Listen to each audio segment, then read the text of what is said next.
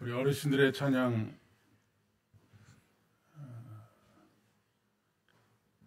가사 한마디 한마디가 참 귀하고 복되게 들려옵니다. 어찌 보면 우리 삼보교회에 아름다운 발자취를 남기고 계시는 그런 그 희생과 헌신으로 인해서 우리 교회가 여기까지 달려올 수 있었다라고 그렇게 생각이 됩니다. 늘 부모의 마음으로 더욱더 교회를 사랑하고 계속해서 기도해 주시기를 바랍니다. 우리나라의 위인들 중에 가장 존경받는 위인 첫 번째가 누군 줄 아십니까? 세종대왕입니다.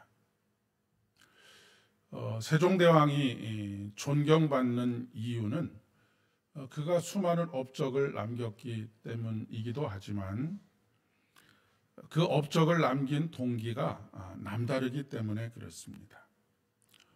왕들이 업적을 쌓아가는 것, 그것은 사실은 자기 자신을 위하는 것들입니다.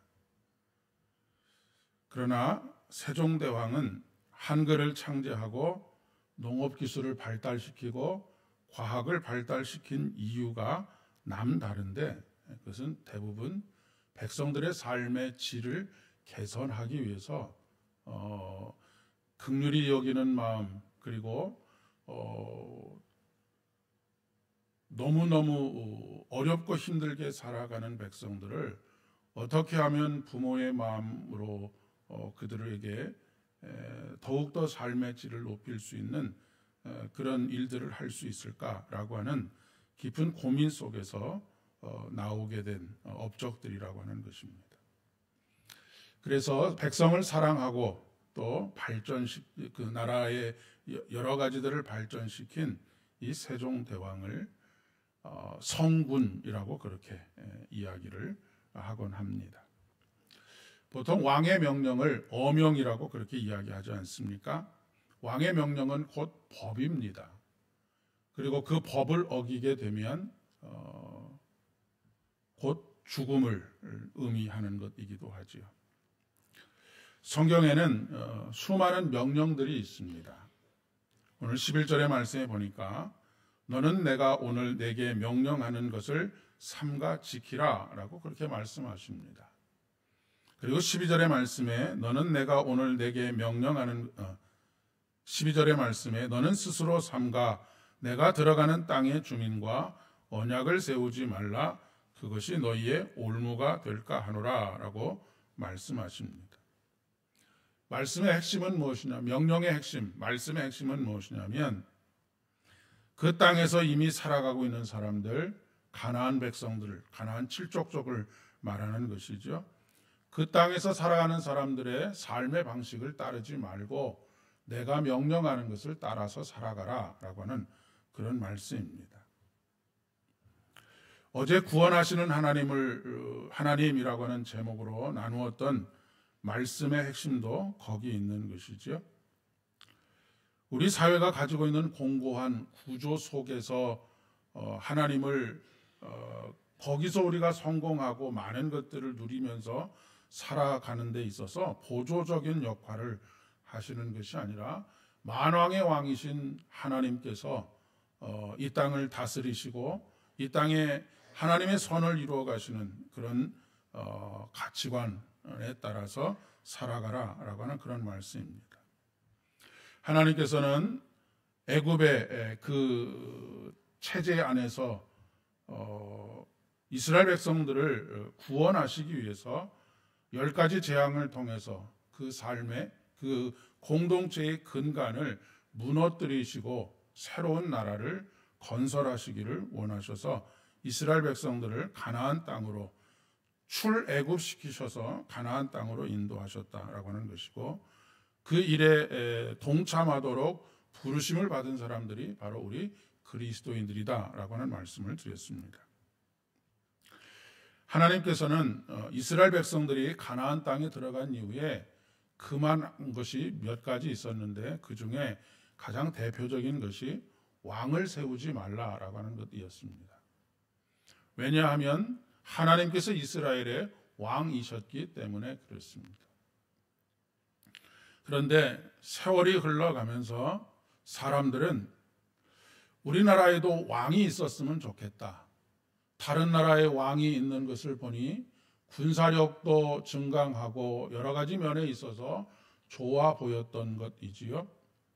그래서 마침내 왕을 구하게 되고 첫 번째 세워진 왕이 사울 왕입니다. 하나님께서 왕을 세우지 못하도록 하신 이유가 있습니다. 왕이 세워지면 분명히 왕으로 세워진 그 사람이 그동안 하나님께서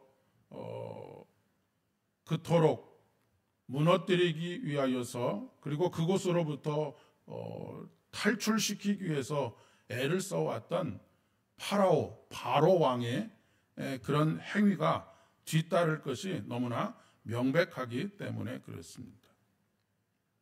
그러나 이스라엘 백성들은 가나안 땅에 왕들이 좋아 보였고 그래서 결국 왕을 강력하게 요구하게 되었습니다. 사무엘을 통해서 하나님께서 그들의 요청을 마지못해 받아들이시게 되지요. 이 파라오 체제의 왕정이라고 하는 것은 왕이 백성을 위해서 존재하는 것이 아니고 백성이 왕을 위하여서 존재하는 것입니다. 당장 다윗의 뒤를 이은 솔로몬 치하에서 백성들은 이제까지 경험해보지 못했던 너무나 무거운 짐을 짊어지게 되지요. 수많은 세금을 거둬들였기 때문에 그렇습니다. 솔로몬이 어떻게 그렇게 화려한 궁궐을 짓고 그렇게 살 수 있었겠습니까? 물론 무역이 최고의 그 무역의 상황들이 일어났기 때문이기도 하지만 그만큼 12지파들에게서 수많은 세금을 거두어 들였기 때문에 그렇습니다. 그리고 결국 2지파를 제외한 나머지 10지파가 들고 일어나게 됐고 나라가 두동강이 되어버리고 말게 되는 그런 결정적인 계기가 되었습니다. 우리는 하나님에 대한 오해를 가지고 있습니다. 하나님께서는 우리의 사정과 아랑곳하지 않고 우리에게 끊임없이 무엇인가를 요구하시는 하나님, 그리고 명령하시고 그 명령을 지키지 않으면 우리를 심판하시는 하나님이라고 하는 오해가 있다라고 하는 그런 이야기입니다. 그런데 하나님의 명령은 여타 왕들과 같이 통제를 위해서 명령하시는 것이 아닙니다. 독재자나 권력자의 명령과 같이 엄격한 명령을 하시는 것이 아니라 백성을 사랑하는 동기에서 우리들에게 명령하신다는 말씀입니다. 그것은 마치 부모가 자식을 생각하는 마음과 똑같습니다. 부모가 자식에게 이것을 했으면 좋겠다, 저것을 하지 말았으면 좋겠다라고 말씀하시는 이유가 무엇입니까? 내가 편하기 위해서입니까? 그렇지 않습니다. 오직 자식이 잘 될 것을 원하는 마음에서 그런 말들을 하지 않습니까? 하나님께서 하나님의 자녀들에게 말씀하시는, 명령하시는 것도 바로 그런 동기에서 말씀하시고 계시는 것입니다. 우리를 향한 순종의 요구는 강압적인 요구가 아니다라고 하는 그런 이야기입니다. 왕을 위하여서, 하나님을 위하여서 우리에게 모든 것을 헌신하고 희생하라 라고 그렇게 말씀하시기 이전에 하나님께서 자기 자신을 내어주신 그 희생과 헌신이 있다라고 하는 그런 말씀입니다. 그것이 바로 십자가의 은혜입니다. 하나님께서 우리에게 순종을 요구하시는 이유는 말 잘 듣는 사람들이 되도록 하기 위해서가 아니라 순종의 결과가 우리에게 복이기 때문에 그렇습니다.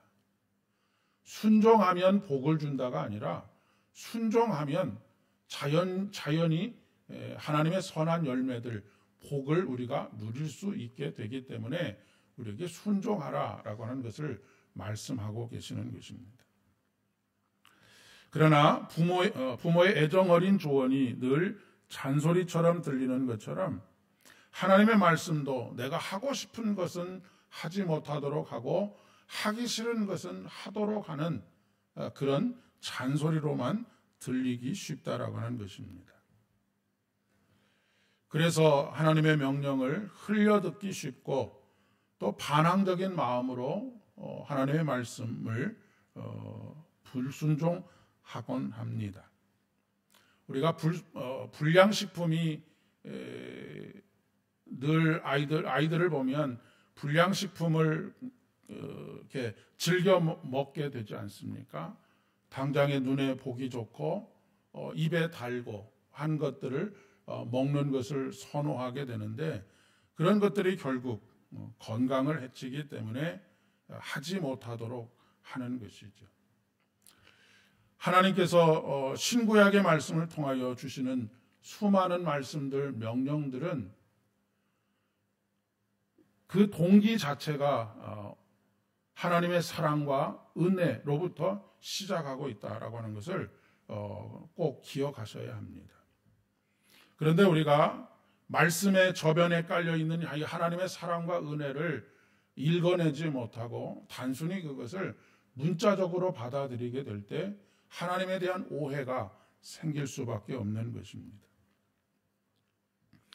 그런 오해가 생길 수밖에 없는 이유는 이와 같다라고 이야기할 수 있는데 그것은 이스라엘 백성들이 무려 400년이 넘는 시간들 동안 애굽에서 종살이를 했기 때문에 그렇습니다. 애굽에서 종살이를 하면서 애굽 왕이 그들에게 행했던 모든 억압적인 상황들, 이런 상황들에 길들여져 있기 때문에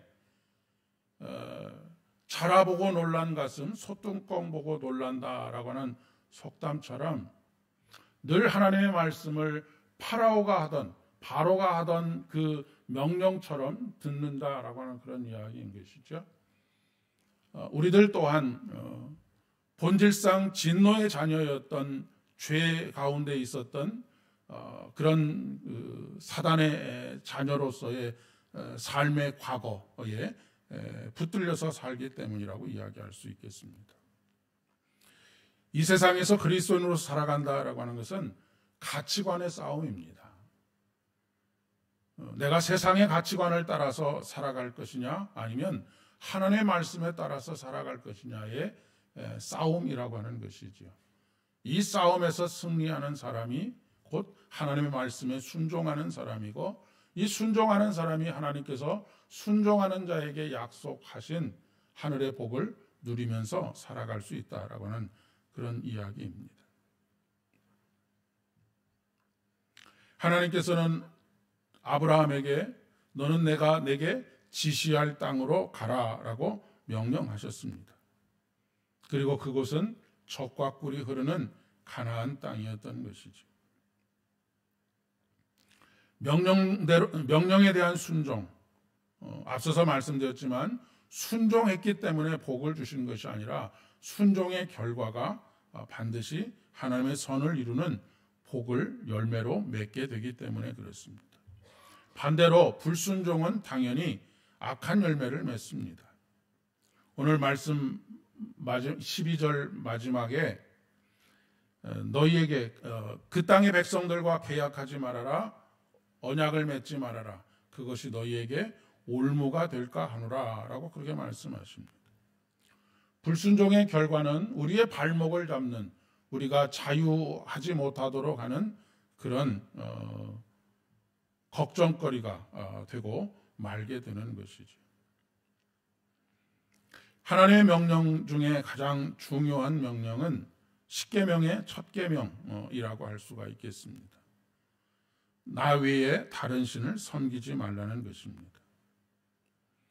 이것은 그 이스라엘 백성들이 처해져 있는 다실론 세계를 전제하고 있습니다. 우리나라도 지금 여러 가지 종교들이 다 뒤섞여 있지 않습니까? 우리나라만큼 여러 나라 종교들이 서로 큰 갈등, 작은 갈등들은 있지만 큰 갈등 없이 지내는 나라도 흔치 않다고 합니다. 그 중에서 여러 신들이 인간에게 매력적으로 보여지게 됩니다. 마치 아담과 하와가 선악을 알게 하는 나무의 열매를 보고 먹음직도 하고 보암직도 하고 탐스럽기까지 하다라고 그렇게 느끼는 것과 마찬가지입니다. 왜냐하면 그것은 인간의 욕망을 충족해 줄 수 있다라고 속삭이고 있기 때문에 그렇습니다. 그러나 이 넓은 길은 멸망을 향해 가는 길입니다. 그것은 출애굽 이전에 다시 학대와 착취로 돌아가는 길입니다. 오직 생명이 되시는 우리 주님을 따르는 그 길만이 생명의 길인 것을 우리가 오늘도 우리 마음속에 확신하고 많은 것들 중에 오직 유일하신 하나님, 그 하나님을 믿고 그 하나님의 말씀에 명령에 순종하여 하나님께서 예비하신 약속하신 하늘의 복을 누리는 저와 여러분 되실 수 있기를 진심으로 축복합니다. 기도하겠습니다. 아버지 하나님, 오늘도 은혜를 베풀어 주시니 진심으로 감사를 드립니다.